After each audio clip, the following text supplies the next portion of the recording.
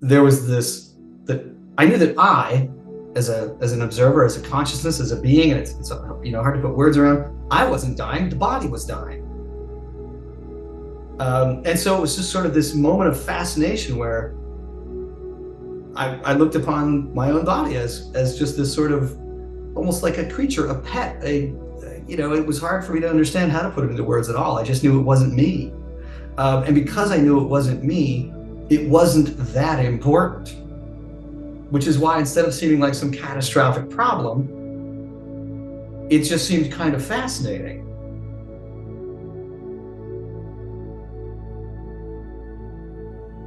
Good evening and welcome to Earth to the Other Side. My name is John Glasspool, your host, and tonight I have the pleasure of speaking with Mr. Jonathan Van Valen, who up until his NDE led a pretty normal life working for himself as an entrepreneur.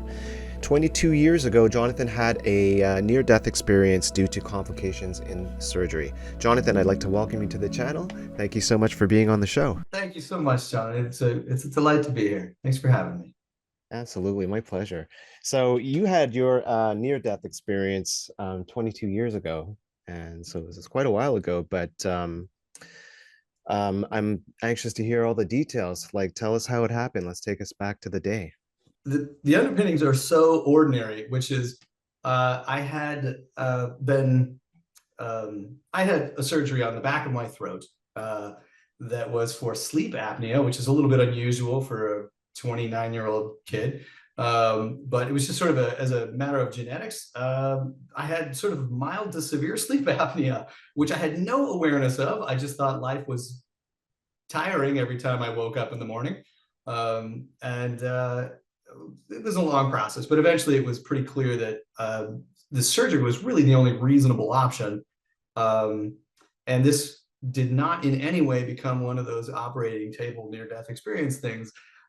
It simply, they let me recover in the hospital for a few days and then sent me home, uh, essentially unable to function well enough. Like I wasn't able to drink or to eat really at all. And uh, I went to convalesce at the my under the watchful eye of my father, which I love being able to say is one of the acts of love I will always remember him for. So I went out to their house, and he watched over me for a few days. And the uh, he was certainly doing the best that he was able to do.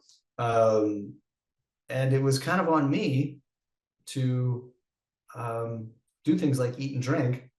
He was always encouraging, but it was essentially somewhere between impossible and nearly impossible. Um, and No one cared about whether I was eating or not. That wasn't really deemed that big of a deal, but nobody was paying attention to the fact that that also meant I hadn't been drinking. So a week after the surgery or so, my father looks into my eyes and says, Jonathan, I think something's not right. We need to go back to the hospital," which was a 2-hour drive. And He was quite correct. And I already knew it at that point because probably 24 to 36 hours before that, uh, I had recognized that my body was beginning to die. And it was a particularly and remarkably clear moment.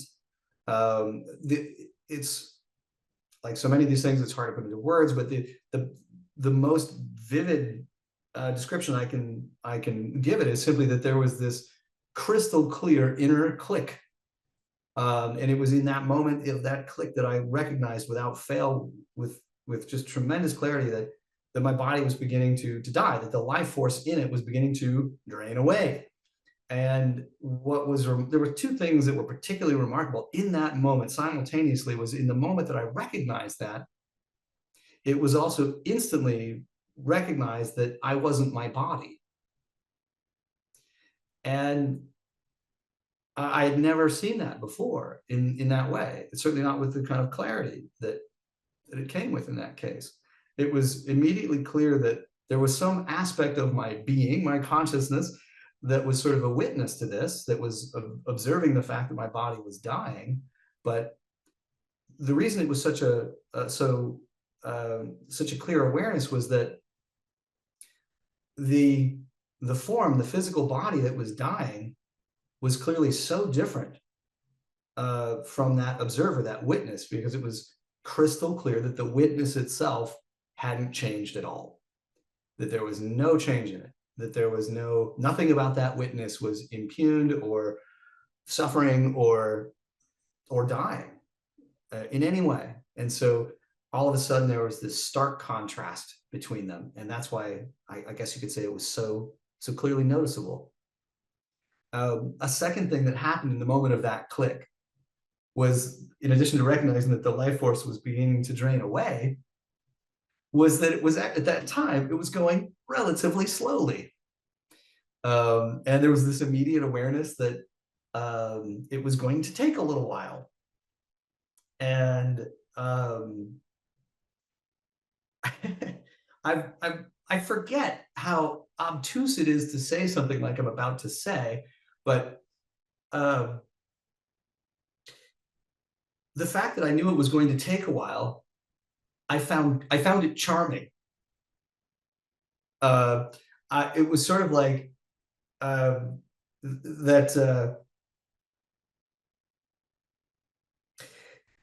There was such a moment of sort of freedom in the fact that there was this, that I knew that I, as an observer, as a consciousness, as a being, and it's hard to put words around. I wasn't dying; the body was dying.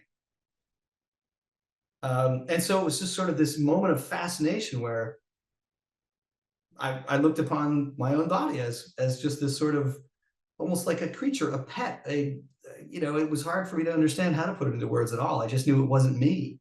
And because I knew it wasn't me, it wasn't that important, which is why instead of seeming like some catastrophic problem, it just seemed kind of fascinating. And the power and the freedom of that non-corporeal, non-expiring, non-dying aspect of me was so different and so very vibrant that there couldn't possibly have been a big concern. So and part of why that was also meaningful to me in that moment was that this entire journey had been extraordinarily painful. The surgery that I had underwent was well known to be an exceptionally painful recovery. That had proven staggeringly, and I really mean staggeringly true, knee buckling pain. And so to have this moment where it was recognized so clearly that my body and myself were two different things was a stunning relief, because it was the body that's in pain, not me. So I think it's the first time I ever encountered it. Is not, by no means was it the last, but it was the first time I ever encountered the really clear, direct, powerful experience that there could be a difference between pain and suffering. Because I knew that there was pain in that body, but in that moment, I didn't have to suffer from it because it wasn't me. And of course, that's just extraordinarily freeing. But there was sort of a third element that came in the aftermath of recognizing my body was beginning to die, and that's that as I began to sort of watch and observe and be kind of charmed by the fact that the life force was leaving the body, and I thought of it at the time as mercury dropping in a thermometer. I was just watching that drop, and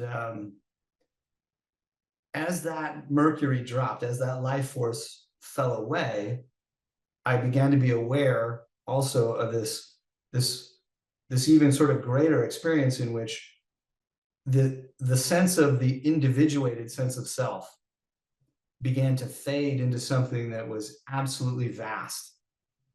And so where initially there's sort of this duality of there's the body and there's me, and those are two different things. And the body's not that important, curiously enough, unlike how I'd always thought of it. But in this moment, body's not that important.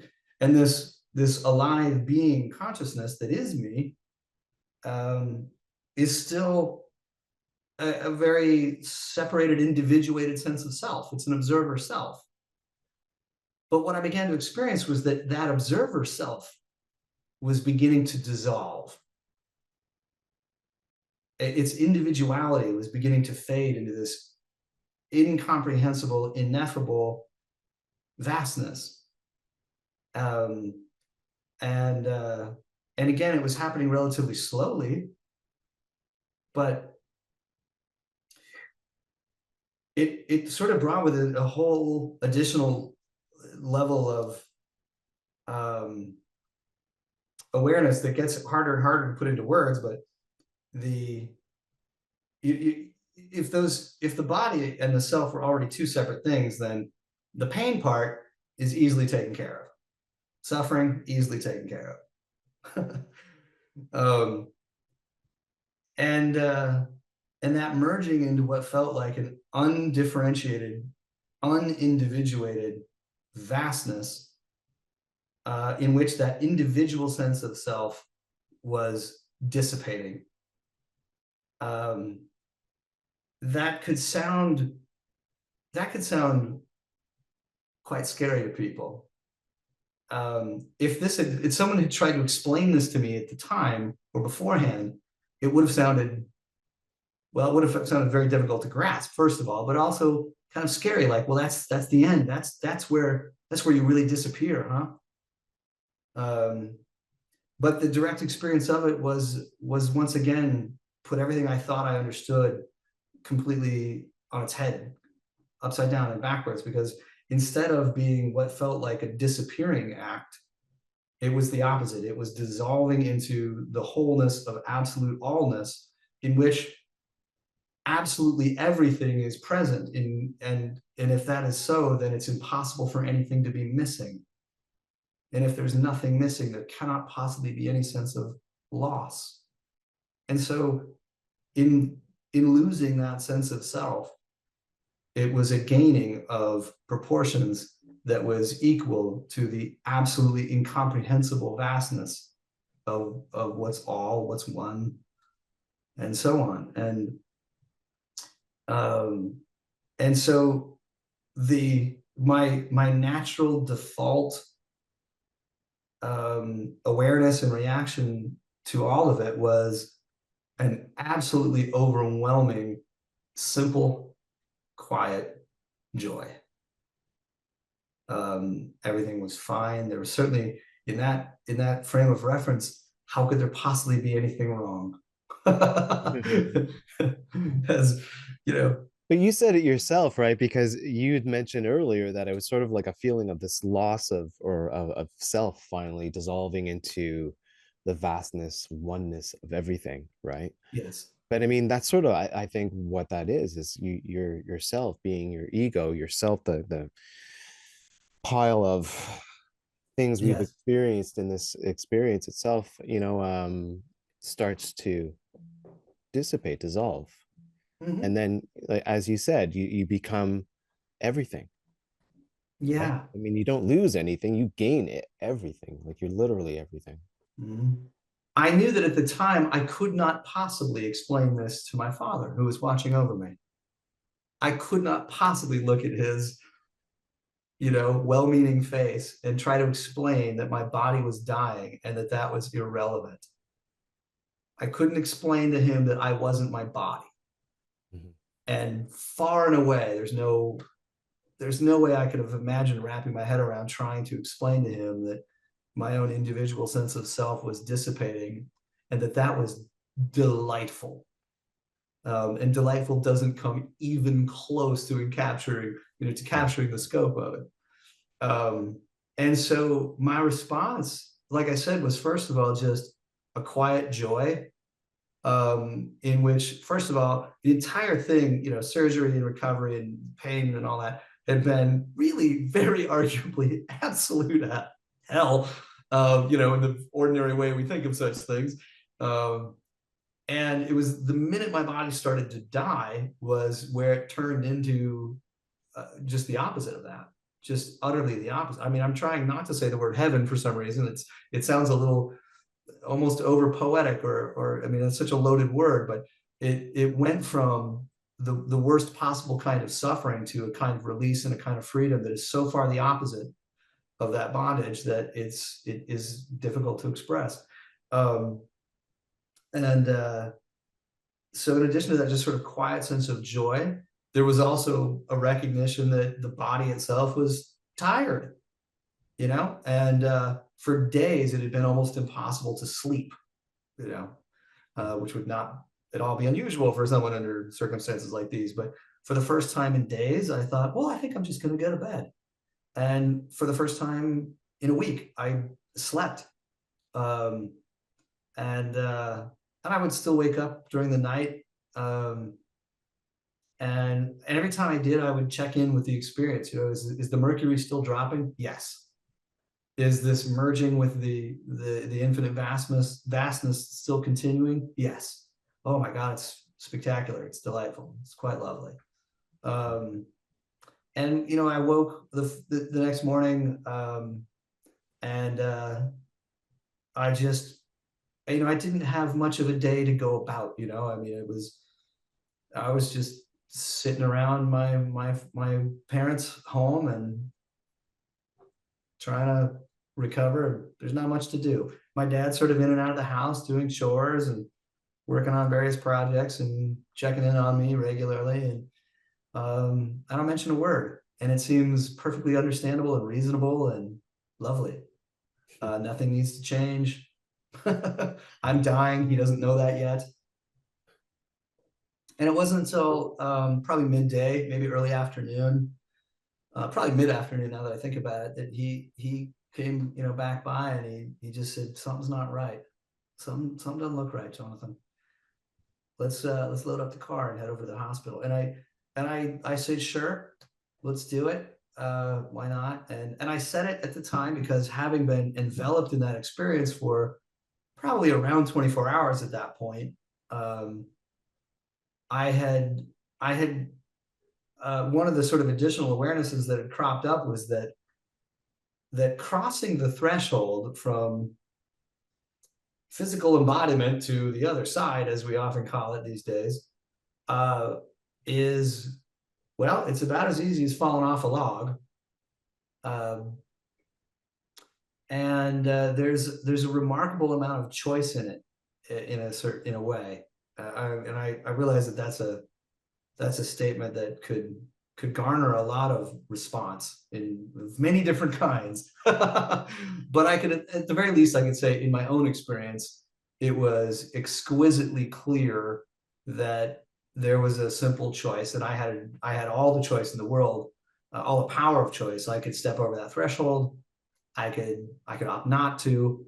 My own feeling about it in the moment was like 51-49. I'm like, wow, dying is spectacular. Why wouldn't anyone go towards an experience as beatific and all-encompassing as this? It's completely natural to do so. And yet the other side of it was simply something in me that I couldn't possibly have identified, that simply said, yeah, I think I'm not done here yet. I'm just not quite done. We'll get to this later. This will come back around. It's fine. But I don't need to step over that threshold right now. I think I'm okay with not doing it. I'm also okay with doing it. I think I'll stay though. And so when my father, said, let's go, I dawdled and I took my time, and I was not in a hurry in any way whatsoever, but I said, sure, we'll go. And we had a 2-hour drive ahead of us, and I was in an exquisite mood. It was the best mood I'd been in for, I don't even know how long. I couldn't speak very well because of the healing in my throat, but I could at most whisper a joke or two, which I tried to constantly, just to see if I could get my dad to laugh. He still has no idea that I'm dying, but I do, and I think it's hilarious. We end up he takes me to the ER. We're in the city of Seattle. We've just driven over the Cascade Mountains, and takes me to the ER at Swedish hospital, and the docs there confirm very quickly that I'm dying for the dumbest reason on the planet. I am dying from dehydration. What? I'm dying from dehydration, and it's because the given the fact that the surgery had been a week ago, uh, maybe it was 8 days prior. I've kind of lost exact track, but it was long enough ago that someone that can't use their throat, can't swallow, for instance, probably shouldn't have been let out of the hospital to begin with. But sometimes that's healthcare in America, and I hadn't taken in enough. I'd lost 12 pounds because I'd probably consumed about 300 calories over a week or more. Um, and which, calorically speaking, that's not that big a deal to a fit 29-year-old. But if you're not going to drink, you're in trouble. And so that was their really rather immediate determination. So they hooked me to an IV with a saline solution and dumped a couple of liters of fluid into me. And the minute they attached the IV, I could feel the entire process begin to reverse. That the mercury began to rise, that life force began to flow in instead of out, which was notable because, here we were probably close to 36 hours after this had begun. And by the time we were driving to the hospital, I could feel my body notably physically slowing down, like that the dying process was simply speeding up. And I could feel that not only physically in my body, but I also felt it in that merging into the infinite oneness and wholeness had sped up fairly dramatically. It was getting closer and closer, which meant it was as exquisite as could be. Which in a way I think makes it kind of an interesting choice to have decided, no, I'm gonna turn that down. I'm gonna stay here. But I did feel I felt moderately resolute about that. And as soon as as soon as I was in the ER and I was hooked up and the mercury is beginning to rise and then life force is flowing back in, then that choice began to seem just, it took on more and more. It's a funny way to put it, but it took on more and more life. Like all of a sudden I was really genuinely happy to be coming back, and that just increased. Um, uh, it doesn't take long to just dump a IV bag of saline solution into someone. So we weren't really there for all that long. Later that night, we're driving back over to the home, and from that point forward, really instantly from that reviving point forward, everything healed up so quickly I couldn't believe it. Pain levels went down really dramatically. Healing speed just ramped up. It turned out that being that dehydrated for that long causes all kinds of sort of additional trouble. Mm. And I was genuinely happy to be coming back. I think for me, one of the most startling aspects of the story for me from that point forward was that as I began to come back into the sort of regular perspective, as I began to heal up, and it took me 3 weeks to get back to regular life.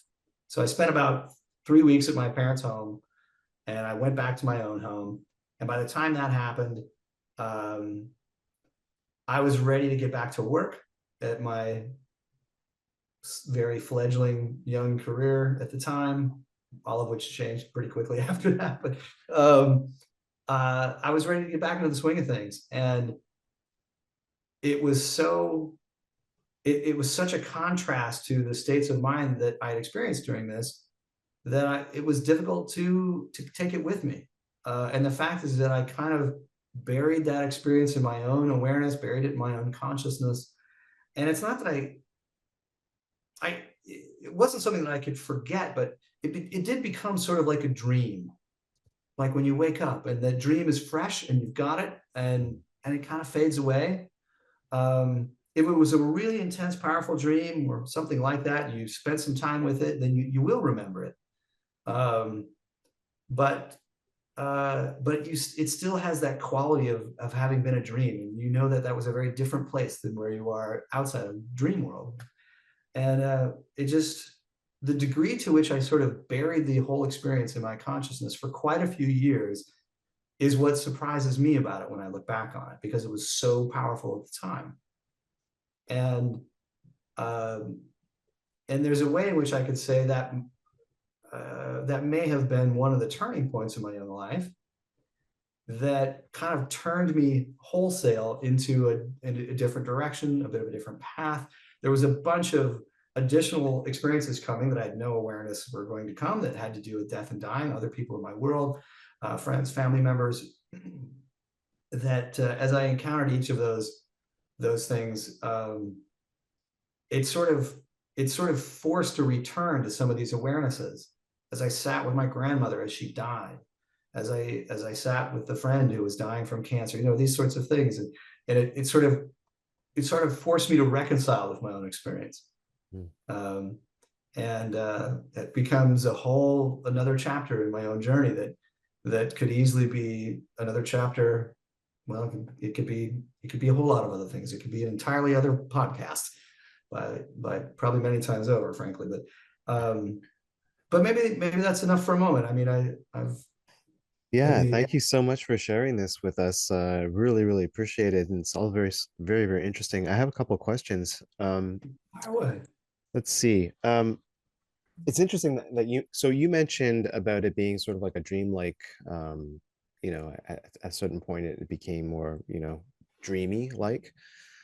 And, because we often hear, or I often speak with NDEers who mention how at some point in the experience they felt like this was more like a dream and that was more real. So I Yes. guess my question is, when you were actually experiencing it, did it feel like that was more of a real Yeah. reality to you as opposed to your earthly experience that you had just gone through? It absolutely did. I mean, I would confirm what they said, that that's why the power of something like, it's one of the reasons it can be so powerful, in the sense that if you're looking at your own body that is racked with just mind-bending pain, and you're seeing it so clearly that that body isn't actually you, it's not even that important, and that the deepest or deeper reality of you is so far beyond that physical form. And if it weren't for that kind of awareness, um, you don't get to transcend the pain that's in that body. Um, but uh, but I would absolutely confirm what those others have said. So in the midst of that experience, it is overwhelmingly true that this three dimensions that we normally think of as our world seems not just. It does seem there's a dreamlike quality to it, in the sense that it's a figment, that it just doesn't have real. Um, yeah, it's the words that are so often used in spiritual literature are things like it's a dream, it's Maya, it's a projection, it's illusion. And that's actually one of the core experiences that I would return to over many of the ensuing years. It's also why, with the intensity of that appearance of this three dimensions as the one that's the illusion, um, it's why, in the years immediately following this experience for me, I really did kind of push it away, bury it, not think about it, wouldn't come up. These are not things that come up in regular conversation on a regular basis. And when people would bring it up, when they say, how is your, they would ask me about the story, recovery, friends and family asking me about healing up and all of that, and I would tell them the story, but without fail, I left out the merging into the infinite part. I did not make even one attempt at saying, oh, well, it turns out myself and my body are two different things, one of which is actually irrelevant. And I just didn't go there. And I mean, I could say that in so many ways. I just didn't go there on so many levels for a long time. But it was it's the return of that awareness that it's the three dimensions that we perceive most of the time that is the one that's dreamlike and illusory and projected, that began to return with eventually a kind of soft, delightful ferocity that over quite a long time ended up essentially completely transforming how I do look at the world, and perceive it and understand it and things like that. And sometimes that's why people decide they want to come talk to me about these kinds of experiences, because they know they find a soft landing for it. What's your take on then, God, and I mean, you did mention sort of indirectly heaven, Yeah. souls. Not your Yeah. take, but what are your thoughts on that? I have a lot of thoughts about those things. Mhm. um, so, um, I mean, as far as background goes, um, like a lot of people that grew up in the United States, I'm sort of vaguely culturally Christian, vaguely, without ever actually paying any attention to it. It's what I mean to say by that is that as a as a it's a box I never really had to climb out of, because I never really was in it very much, even if it was sort of culturally my world. Um, and So when I think of trying to explain how I might understand words like souls, let's start with that one. uh, I find the idea of souls to be a very handy idea, and it's a word that has a great usefulness and um, to me, and it uh, but actually it does have its limitations. And what I mean is that if one is a physical body, like most people, like most of us, most of the time, we're walking around feeling like this is me, physical body, that's me. Um, and when people come across the idea that they are a soul or have a soul or something like that, it sort of expands um, their ability to conceptualize. This is a bigger concept. Like, well, I have a body, but I also have a soul. So I'm both physical, but I also have this non-physical aspect to me. And so it sort of expands the boundaries of who they can understand themselves to be. Now they're a soul. They can be much bigger. They can be non-corporeal. They could even, if people take it a little further, they get to do things like they can astral project, or they can soul travel, or they can do all kinds of things in another dimensional way that's they couldn't have conceived of if it was three dimensions only.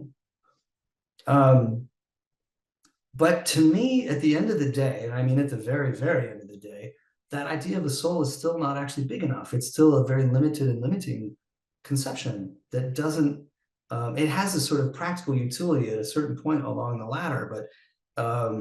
But if, for me, if we were to get to some kind of truth with a capital T, the soul still isn't big enough. And I say that because if one is a soul, it's still a separation idea. It says I may be non-corporeal, but I'm still separate.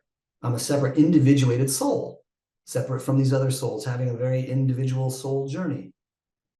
um, and um, and at the end of the day, um, even that just isn't big enough, because it's still a separation that puts itself in opposition to that overwhelming, overarching, all-encompassing oneness in which there is no separation. And to me, then, the idea of a soul, although very handy for many people on their own journey, eventually gives way to that wholeness and that oneness and that allness. And and I say that mostly as a prayer, honestly, not to um, try to disabuse someone else of the ideas that they hold. um, I say it as a prayer so that mind is open at some point to the experience of that oneness in which even the notion of a soul is irrelevant. What do you think your father saw when he called it that he needed to go back to the hospital? What did he see? Was it something physical or was it just his intuition? I never asked him. That's a good question. I don't really know the answer. I would imagine that it was probably a combination of both. I think if you asked him directly, it's likely that he would have come up with some physical clue, just because he was a very just kind of character style of guy he was. He would have given zero credence to what we might call woo-woo ideas. Um, I'm not sure intuition is something that he would have ever given enough credit to say that he trusted his own. Mm. But You had the capability of making the decision to come back, like you weren't finished yeah, here. So you had this sense of control that you could do that, right? that decision was rooted in an experience that is um, it it's taking place in that liminal place that seems unbound by frankly time and space, which is just not our usual frame of reference. How can I explain that? The threshold between living and dying, literally, I said as easy as falling off a log, and frankly, it was even easier. I mean, if I had to paint a visual picture of it, it would be like walking over the threshold of your own front door. How difficult is that for anyone? There's no effort in it in any way. And that was clear to me that there would be no effort. It wasn't something that you had to try to do. It was simply a volitional act. It's just yes or no, thumbs up or down. Um, and um, the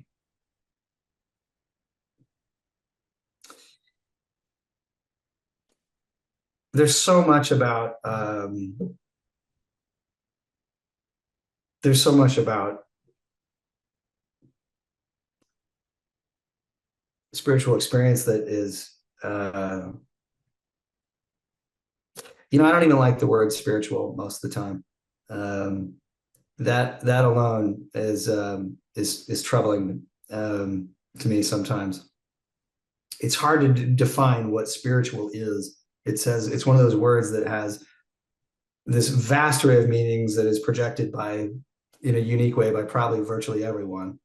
Um, and there's from my point of view, there's no one on the planet uh, that isn't on a spiritual journey, whether they recognize it as such or not. I feel like the spiritual journey is the human journey, and that's it. So um, these experiences that we can run into, even here in these three dimensions, um, can encapsulate these things that seem to include elements that aren't part of these three dimensions.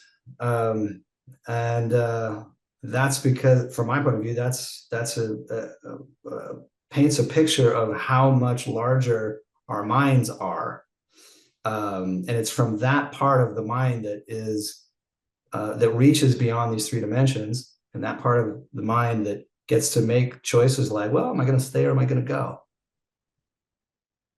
And one way we could describe the spiritual journey or the human journey is in saying that as we go on the journey, we end up with greater and greater faculties of communication and perception.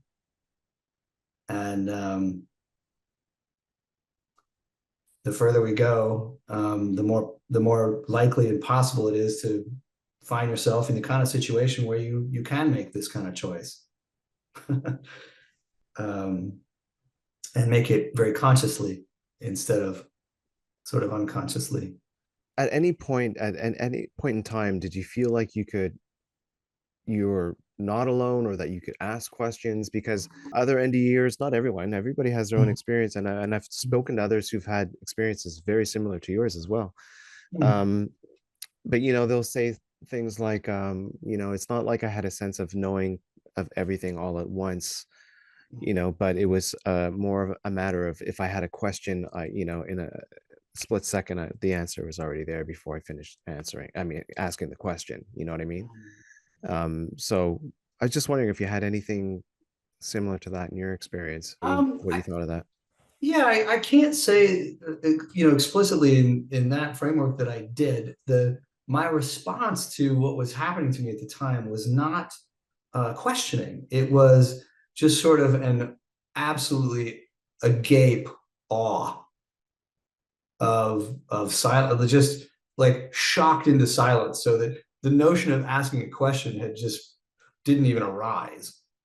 Um, it was sort of and that's coupled with this as that experience of sort of merging into this absolutely infinite, overwhelmingly vast allness that is otherwise hard to put into words.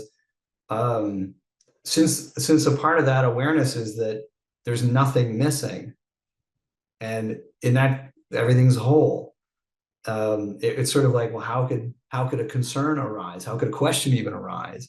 And so there was no point in my at that time where there was a question that arose. It was just sort of like, oh, this is already everything. There's nothing to ask. All I can imagine is sitting here in absolutely overawed stillness, peace. Peace is probably the best word for it that we have, I think. And a lot of people talk about unconditional love and this feeling of just, well, just that unconditional love Yeah, when they cross over. Can you relate to that? I can. I can relate to, again, in that sort of emerging wholeness, oneness, allness. Again, I mean, when there's nothing missing, then nothing can possibly be broken. If nothing's broken, nothing's awry. Nothing can be wrong. Mhm. And it's not there can't be anything missing. There can't be any sense of loss. There can't be any sense of lack. And without those things, it's essentially that there cannot possibly be a sense of fear. And if there's no fear of any kind, it's sort of like the only possible natural default setting then is something that's loving and kind and gentle and sort of remarkably all powerful, and yet still utterly gentle. And it's hard to describe that without using a word like loving. It's really it's really it's fun to even say it out loud. Like it's beautiful to just even touch it for a moment, just that way. Yeah, Yeah. for sure.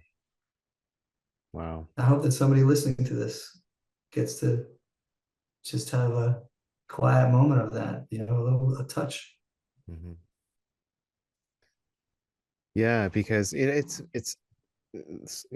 like a 50-50 in my experience, where there's those who've had the experience of encountering other beings, whether it was, as a sense of energy or just a voice or sometimes even a presence right in front of them. Then there's others that don't see anything at all. And then there's others that talk about the void. I'm sure you've heard of this, the Yes. void. Yeah. Yeah. Yeah, I just find it's just so there's just such extremes, but at the end of the day, that's the message. I think is the same, you know. I'm glad to hear that. Yeah, I think so. That Yeah. warms my heart.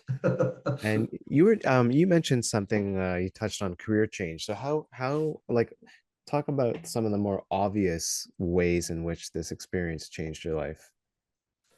um, well, initially, I mean, I wanted to get back to my old ways as vibrantly as possible, which is exactly what I did.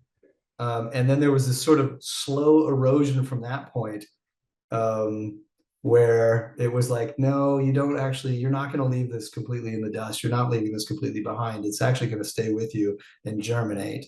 But it did take a little while for that process to kind of happen. But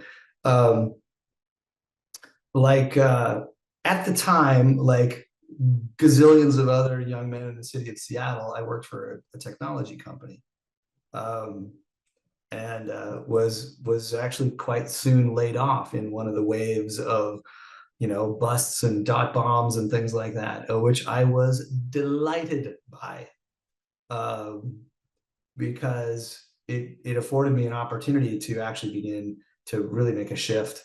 And so I've actually never worked for someone else since then. I worked for myself ever since then. But the first thing, um, oh gosh, I mean, I think it was 6 months after I got back to work. The company I was working for began to implode. Um, and I was relatively high up in the company, um, and so I had the um, I had the opportunity to do things like speak to the CEO personally, and kind of find out what was really going on, and essentially sort of begin to contemplate my own layoff, basically. And I actually got, oh, I don't know, there's a bunch of details, but I got my things together and traveled around the world for about the next 8 months after I left that. And just in that real ad hoc backpacking sort of way. There was nothing fancy about it. Um, and like a lot of people, if you go traveling the world for any little period of time, it's probably going to impact how you look at the world. And so I've always looked at that layoff as, maybe I've misapprehended it. I've often looked at that layoff as the pivotal point in which life began to change, but I don't think I would have approached that change the way I did if it hadn't been for the NDE experience that happened 6 months prior. Um, and really, what happened was it kicked into gear this, uh, self searching. It kicked off what anyone would commonly call a spiritual search, and I find it funny to say those words out loud, because if you asked me at the time, I would have said spiritual seeker. No, now forget about it. No, I don't have a yoga mat. I don't eat tofu, and I'm all for being kind to animals and stuff, but forget about it. I'm not sitting on a cushion.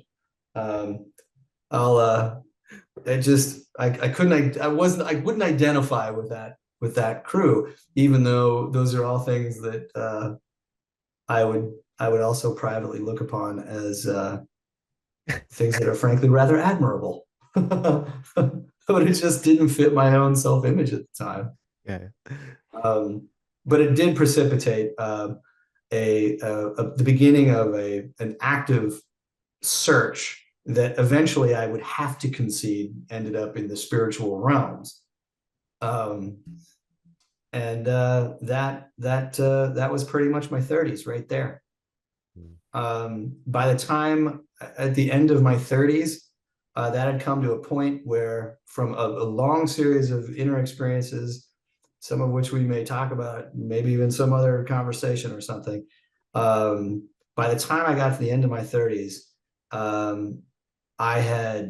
that search had become inwardly absolutely ferocious, to the point that I did that thing that you read about sometimes in spiritual stories, where I ditched everything and I walked away from life. And I sold my car and I said goodbye to my lovely girlfriend and ditched. I was running a small company at the time. I ditched that. I gave the keys to my home to someone I barely knew, and I disappeared. I completely walked away from adulthood, essentially. uh, and that was the next pivotal point in a spiritual journey that took me places I couldn't possibly have imagined. I really couldn't have imagined. I thought it was, I couldn't tell if doing that was an act of absolute madness or absolute clarity. It was impossible for me to determine the difference. You just hit it on the nose because, like, most spiritual awakenings, so to speak, are just that, right? It's absolute madness, absolute clarity. Yeah. Yeah. Everyone thinks they're losing their minds. Yeah, Yep. it's true. I that was yeah. I Yeah. sincerely contemplated the notion at the time of um, I did the math in my own head of saying, what if I ended up living in a box under a freeway overpass? Am I willing to do this? And the honest to God truth was, yes, I was. It had reached this sort of ferocious pitch that was to me, it was like this life or death thing where I'm like, I will do this and I will figure it out or I will die trying. I don't know if it is possible to figure this out or to get to the bottom of this or not. In fact, I have to recognize that to realize that I don't know if it's even possible, but I'm willing to die trying could easily qualify as an act of madness. Um, but I also knew that I could not do it. Um, and You and see, I that's how, like, it's all in how we perceive things, right?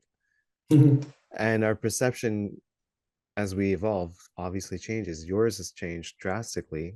yes, Nothing is the same. Everything that you perceive everything differently, obviously, than you had before, right? I did. That's absolutely And very then literally true. There is not a soul on the planet, if I could use the term in its in some way. There's not an entity. There's not a that doesn't have some capacity for the miraculous. In some, it's buried quite deeply. In some, it's not so much. it's been so enjoyable having this discussion with you, Jonathan.